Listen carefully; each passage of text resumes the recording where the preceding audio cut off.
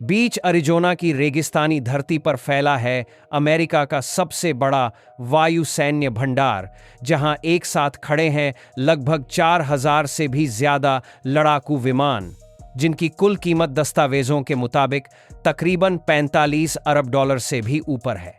इनमें F-14 Tomcat हैं, जो कभी अमेरिकी विमान वाहक युद्ध समूहों की आसमानी दीवार थे। A-10 वार्थॉग हैं, जिन्होंने इराक में जमीनी सैनिकों को नज़दीक से हवाई सहायता दी, और B-52 बम वर्षक हैं, जो शीत युद्ध के दौरान भी उड़ान भरते थे। हर एक विमान लाखों करोड़ों डॉलर की करदाता की निवेश, दशकों की इंजीनियरिंग और लंबे समय तक युद्ध की तैयारियों का निशान है। फिर भी ये सभी धूप में सीधी लाइनों में खड़े हैं। ऐसे लगता है मानो भूल दिए गए हों, जैसे कोई विमानों का कब्रिस्तान खुद ब खुद बन गया हो। लेकिन यह जगह असल में कोई कब्रिस्तान नहीं, बल्कि अमेरिका की सबसे गहरी रणनीतिक सुरक्षा व्यवस्था का हिस्सा है। यह जगह डेविस मॉन्थन एयरफोर्स बेस के अंदर स्थित है, जो तुस्कन, अरिजोना में है और लगभग 2600 एकड़ से ज्यादा क्षेत्रफल में फैली हुई है। अमेरिकी वायुसेना यहां अपने लगभग 4000 से अधिक विमानों को सुरक्षित रखती है, जिन्हें धीरे धीरे सेवा मुक्त किया जा चुका है। इसकी आधिकारिक इकाई का नाम है 309वां aerospace maintenance and regeneration group, जिसे आमतौर पर एयरक्राफ्ट बोनीयार्ड के नाम से जाना जाता है। यह दुनिया का सबसे बड़ा वायुयान भंडार है, जहां लड़ाकू विमान, बम वर्षक, परिवहन विमान और गुप्त उपकरणों से लैस विमान सभी एक साथ खड़े हैं। अब सवाल वही है जो हर किसी के दिमाग में आता है। अमेरिका के पास पूरी दुनिया में लाखों एकड़ जमीन है, फिर भी ये महंगे विमान दूर दराज अरिजोना के रेगिस्तान में क्यों रखे जाते हैं? जवाब है अरिजोना की अनोखी जलवायु। यहाँ आर्द्रता लगभग 30% या उससे भी कम रहती है और साल भर में बारिश 12 इंच से भी कम होती है। यह सूखा वातावरण उस नमी और जंग से बचाता है जो नम जलवायु वाले इलाकों में विमानों को तेजी से नष्ट कर देती है। एक ही F-16 यदि फ्लोरिडा में रखा जाए तो कुछ ही महीनों में गंभीर जंग लग जाती है, लेकिन उसी विमान को अरिजोना में रखा जाए तो वह दशकों तक संरक्षित रह सकता है। यहाँ की मिट्टी भी क्षारीय है, जो धातु को जल्दी नष्ट नहीं करती, और जमीन की ऊपरी परत इतनी मजबूत है कि विमान खड़े करने के लिए भारी कंक्रीट की जरूरत नहीं पड़ती, जिससे लागत भी कम रहती है। तापमान भले तेज हो, लेकिन जमने पिघलने के निरंतर चक्र से मुक्त रहने के कारण धातु पर दबाव कम पड़ता है। हाइड्रोलिक सिस्टम फ्रीजिंग से बचे रहते हैं, ईंधन टैंक अचानक फटने वाले दबाव से बचे रहते हैं, और लगातार गर्म रहने से सिस्टम विफल होने की संभावना भी कम हो जाती है। अब यहाँ यह बात बहुत जरूरी है कि इस जगह को केवल विमानों का कब्रिस्तान न समझा जाए। यह असल में एक रणनीतिक भंडार, एक विशाल भाग संग्रह और एक विमान उद्धार केंद्र के रूप में काम करता है। यदि कभी अमेरिका को अचानक अधिक विमानों की जरूरत पड़ जाए तो नए विमान बनाने में वर्षों लग सकते हैं और खर्च भी अरबों डॉलर। लेकिन यहां से विमान निकालकर उन्हें फिर से उड़ाने लायक बनाने में कुछ ही महीने लगते हैं और लागत नए विमान निर्माण से काफी कम होती है। अमेरिकी वायुसेना ने पहले भी ऐसा किया है। गल्फ युद्ध के समय B-52 बम वर्षकों को यहां से लाकर दोबारा सेवा में लगाया गया और वे घंटों के अंदर ही युद्ध मिशन पर उड़ान भरने लगे। यहां रखे गए विमान 3 प्रमुख श्रेणियों में बांटे जाते हैं। पहली श्रेणी वे विमान जिन्हें वापस सेवा में लाया जा सकता है।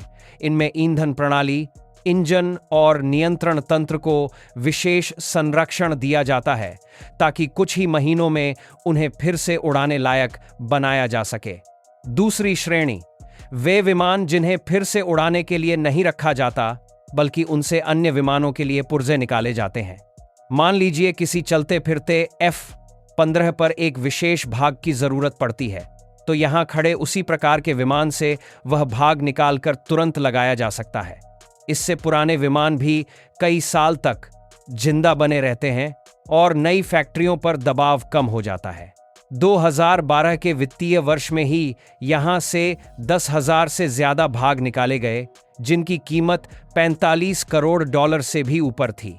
हाल के अनुमानों के मुताबिक अब हर साल करीब 500 मिलियन डॉलर के भाग यहां से निकाले जा रहे हैं, जो नए भाग बनाने की तुलना में बहुत कम लागत में पड़ता है। तीसरी श्रेणी वे विमान जिन्हें वापस सेवा में लाने की कोई संभावना नहीं और पुर्जे भी नहीं बचे। इनका निपटान सुरक्षित तरीके से होता है। खतरनाक रसायन, बैटरी और टॉक्सिक सामग्री कड़े नियमों के तहत अलग की जाती हैं और धातु व अन्य उपयोगी सामग्री को रिसाइकल कर वापस एरोस्पेस इंडस्ट्री में भेजा जाता है। यहाँ तक कि निपटाने वाले विमानों में भी गुप्त तकनीक को दुश्मन हाथों से दूर रखने के लिए कड़ी प्रक्रिया चलती है। आधुनिक युद्ध विमान तेजी से बदलते तकनीकी युग में भी लगभग 30 से 40 साल तक चलते हैं। कई विमानों का उत्पादन तो बंद हो चुका होता है, लेकिन उनकी सेवा अभी भी जारी रहती है।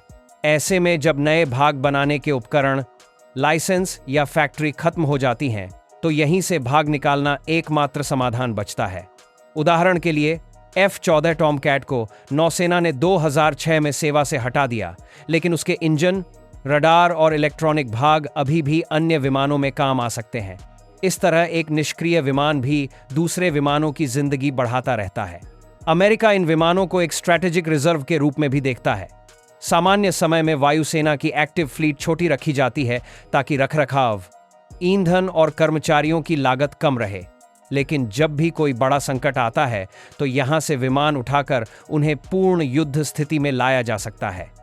यह रणनीति सहयोगी देशों के लिए भी फायदेमंद है। जब कोई देश अमेरिकी लड़ाकू विमान खरीदना चाहता है तो उसे यहां से निकाले आधुनिक इलेक्ट्रॉनिक्स से अपडेट किए गए विमान दिए जाते हैं। इससे ग्राहक देश को न लंबा इंतजार करना पड़ता है, न ज्यादा खर्च। एक पुराना अमेरिकी विमान दूसरे देश की वायु शक्ति का आधार बन जाता है और रखरखाव के लिए यहां हर छोटी छोटी चीज के लिए एक विज्ञान तैयार किया गया है। सबसे दिखाई देने वाली चीज है पायलट केबिन के शीशों पर चढ़ी दूधिया स्प्रेलेट परत, जो कॉकपिट ग्लास और इलेक्ट्रॉनिक इंस्ट्रूमेंटेशन को सनलाइट, बारिश और रेत के झोंकों से बचाती है।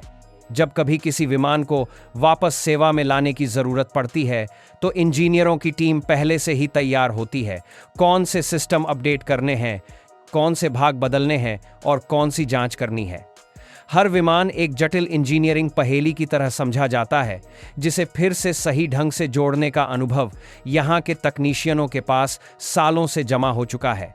तो अगली बार जब आप सैटेलाइट तस्वीरों में अरिजोना के रेगिस्तान में हजारों विमानों की कतारें देखें तो याद रखिए, ये भूले बिसरे नहीं हैं।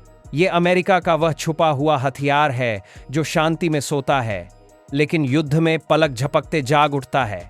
अगर ये वीडियो आपको पसंद आया तो लाइक ज़रूर करें, अपने दोस्तों के साथ शेयर करें और हमारे चैनल को अभी सब्सक्राइब करें। घंटी का बटन दबाना मत भूलिए ताकि ऐसी और रोचक और अनजानी कहानियां सबसे पहले आप तक पहुंचती रहें।